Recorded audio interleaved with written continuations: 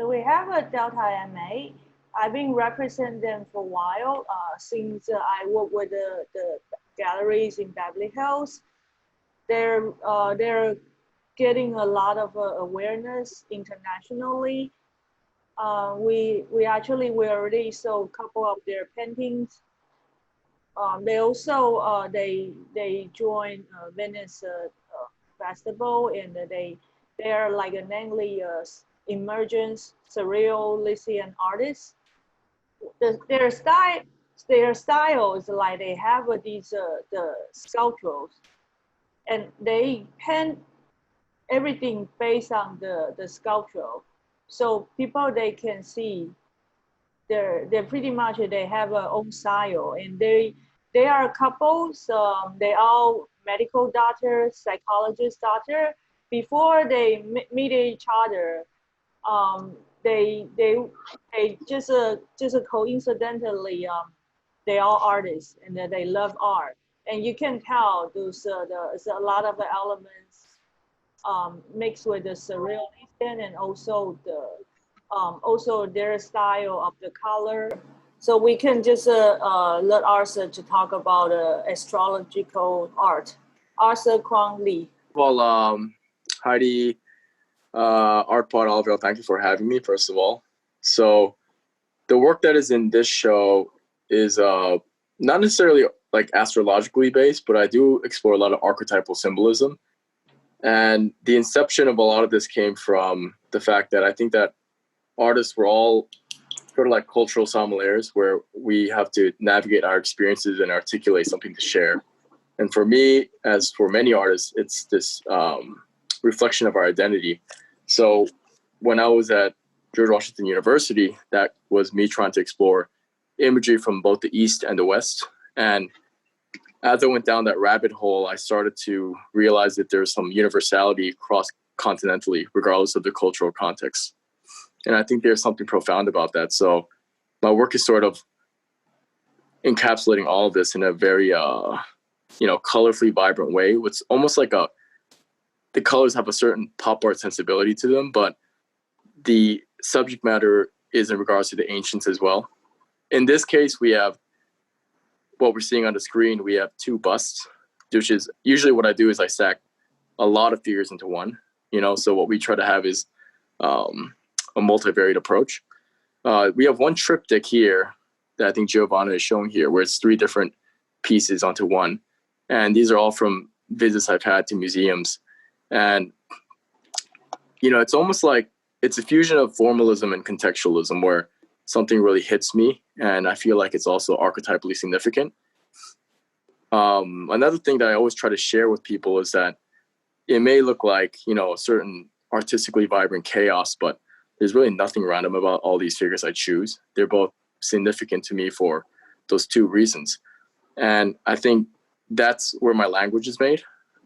And again, usually when you see more of my work, right now I have another group show with a GR Gallery that just opened today. And that has more of my traditional stylistic work in conjunction to my solo exhibition right now with Philosophy Arts. So I have 3 things going on right now that sort of share this language that I'm exploring. And this is like the piece right here this is a singular bust. This is something I try to do more often, because I feel like it's a lot less overwhelming. And the scale is also more reasonable in regards to most of the collectors that have collected my works. So, I think this show, the pieces I chose are a good breath between that intensity of stacking all these different cultures whilst showcasing singular subject matter.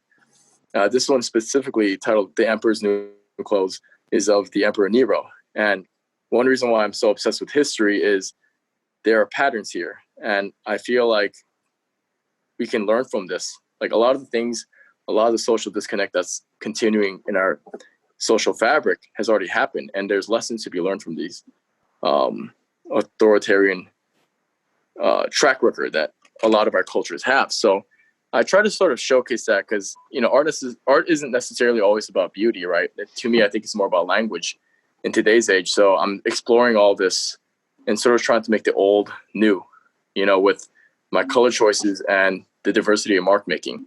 And there's obviously a lot of reasons behind that, but I think that's a good synopsis for this. And this endeavor has pulled me to receive most recently the Eileen S. Kaminsky Family Foundation Award of Artist of the Year. It's actually an inaugural award that I got from this internationally respected program. And with that, there's been a lot of PR. So there's good momentum behind the body of works that are in front of you that from an investment perspective is also very strong. So I think that all ties kind of into the work that's being shared and the background and history behind that.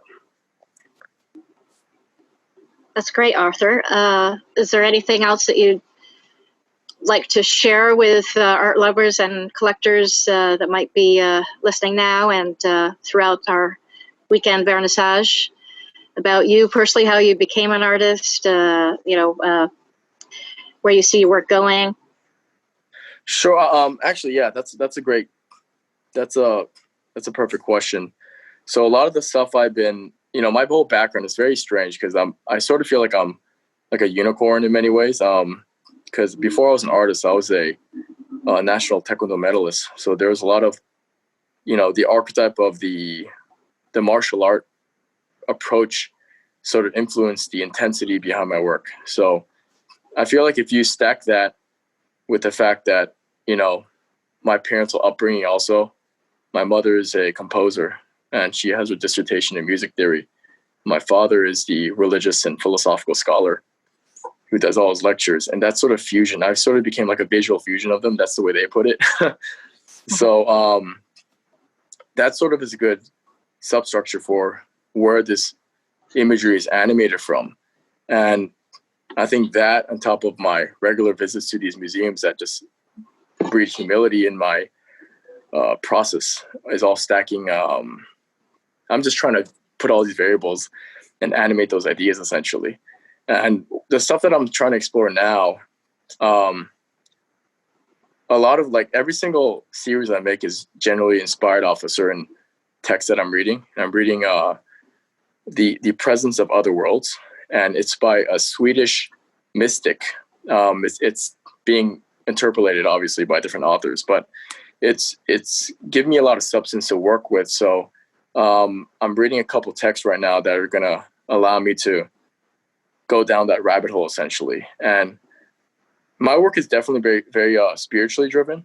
I'm really interested in sort of going into that Jungian archetypal realm and bringing those ideas out. But I also look at it from a historical lens. So I'm sort of juxtaposing those two themes essentially.